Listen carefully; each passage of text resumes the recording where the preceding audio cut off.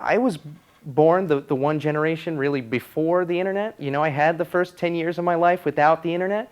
And I almost feel like I'd rather be the last of an older generation than the first of a new. There's so many outlets for an artist right now to kind of work digitally, to work in web, or to work in motion. But I think I'm really consumed by kind of really intimate, small communication.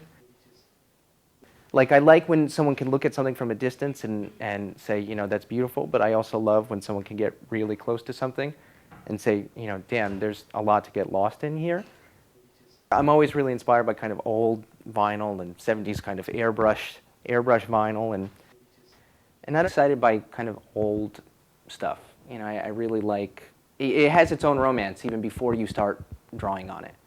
Drawings for me should always exist solely on paper. I feel like that's the one kind of philosophy that I will maintain. I feel like drawing should be on paper. But I definitely think there are things that you discover when you work in both spaces. And a lot of times I'll be working on a commercial project for a client, and just toying around with an idea or tinkering with something on the computer, I'll discover something that'll really help me along with a personal drawing. Every once in a while, there's something cyclical that happens, and I say, wow, I haven't done anything in this style for the last 2 years, but I don't feel like I really explored that style to whatever degree it needed to be explored, and now I'll pull back and find things that so